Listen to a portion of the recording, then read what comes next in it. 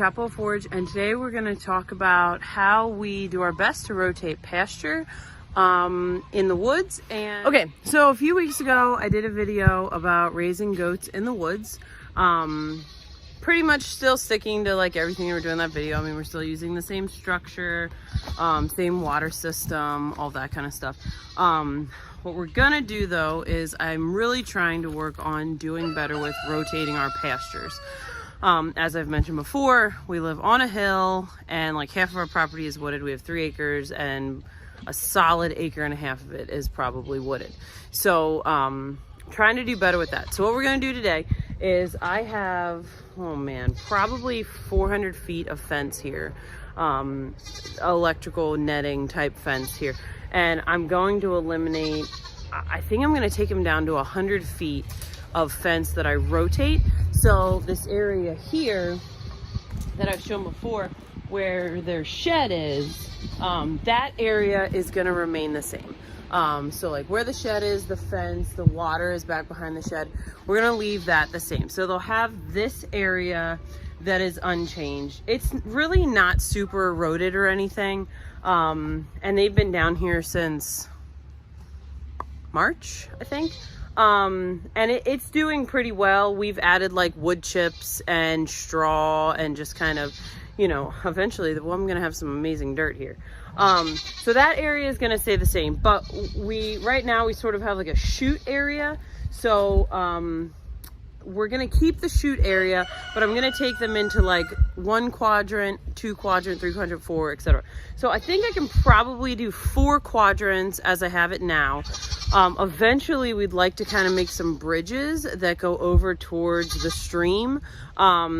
We'd like to add pigs here, hopefully in January, add some pigs. So we might let the pigs have that brushy mess down there.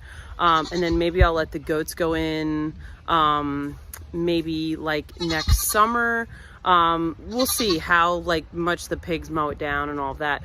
So anyway, I'm gonna take this down to like 100-foot area, eliminate a bunch of this extra fencing. When we started this, I thought, oh, this would be so great. We'll have like all this big space for them. But I mean, they really just mowed it down like really quickly. And you know, I guess hindsight, maybe I should have just known that, but we're living and learning here and we don't know everything. So yeah, you can see they've really, goats eat above the shoulder and sheep eat below, and our goats are really proving that that is true. So they've eaten a lot of what they can reach. We have short goats, so we have mini alpines and we have a Nigerian dwarf, so they're not super tall. The mini alpine is probably twice as tall as the Nigerian, but still pretty short as like a livestock animal goes. So they've reached what they can. So what we're gonna do is this section here in the middle, we had already started doing some kind of rotation. So that area in the middle has grown back a good bit in the last like 2 months. I think that's probably when we put up all this extra fencing. We're gonna let them eat away at that for a while and let this area over here regrow. So Bud and I are gonna work on that today. That's gonna be our little afternoon project here. And then I'll show you what it looks like once we get this fence kind of rolled up and give them a smaller space. Okay, so one thing about raising animals in the woods and using electric netting is things like this can happen. So I'm sure it probably happens to people that don't have netting fencing either.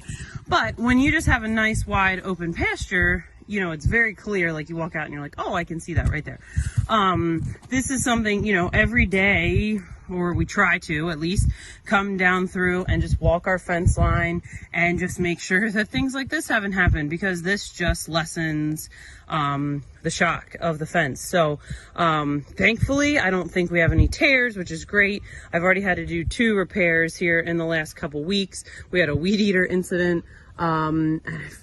Oh, a chicken went through one, and I don't know, there was some event happened and I had to fix it. Or Zad fixed that one, I fixed the weed eater one. But nonetheless, they do make, Premier One makes repairs super easy. They send you with their little repair kit. It's not hard. I don't feel like I'm electrically inclined at all, and I was able to, you know, do it myself. So, you know, just walk your fence every day, every other day, you know, at least a few times a week, just to make sure that you don't have messes like this. So if you've never worked with Premier One fencing or any netting fencing, you have these poles that help keep it up. in the middle. So you have the poles that have the stakes at the bottom, like this, okay? And then you have the poles that are in the middle that help with sagging. So what Bud and I are doing is we're gonna go through and we're gonna take all the ones out in the middle that are for sagging, just kind of put those in a pile, and then we'll get this fence all kind of wound up into a ball. Something I love about this fencing, obviously besides that you can move it around, is that it's not super heavy. I mean, when you have a big roll, it is a little bit heavy, but you know, you can easily, especially if you have two people, you can kind of just like have one person feeding it to the other person, and you kind of just get a nice big roll. And then it's super easy to store, and then we'll have it for the next animals, or if we need new pasture or what. As I'm walking through tearing up this fence, I feel like it's important to address why we're even doing this. So why are we spending time rotating fence and making more work for ourselves, and you know, all of that kind of thing.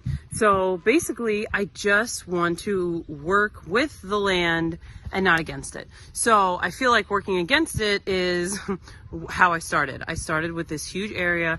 They mowed it over in no time. And you know, now I'm having to pare it down.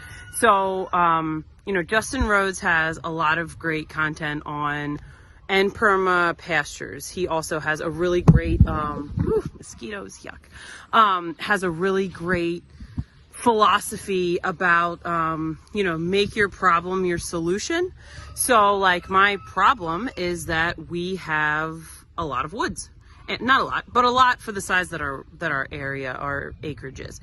So I'm trying to make the woods work for me instead of working against the woods. So that's why we're taking the time to do this today. Okay, so it probably took us an hour to get, we had a lot of fence to take down. So we got all the fence down, it's all rolled up. Bud's gonna throw it on the four-wheeler. We stored in our Holiday Rambler camper, which if you watched my morning chores video, you saw that that's where we're currently broodering our heritage turkeys. We have 7 of them, I believe. So we made their area much smaller, so they have about 100-foot run of fence, aside from what they have in here. So behind there, you'll see that we have these nice 2 free tires that we got.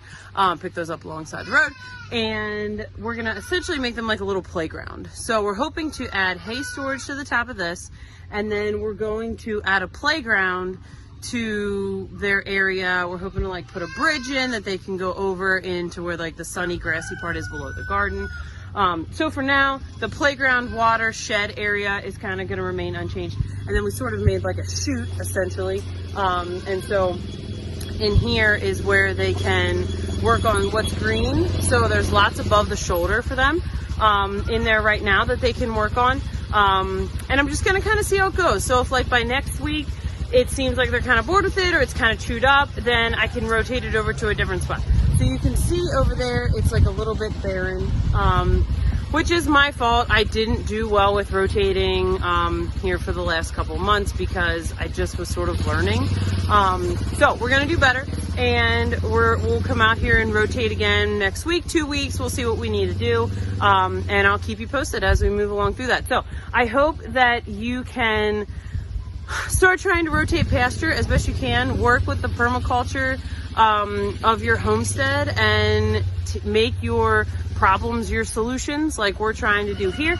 So if you're raising animals in the woods and you have some great tips or great ideas, I'd love to hear about them. I feel like there's not as many people trying to raise animals in the woods as there is that have nice pastures and things. Which is fine. I'd love to band together with those kind of people and just learn from them and, you know, figure out what we can do better. So, I hope that you learned something today, and we'll see you next time. Bye.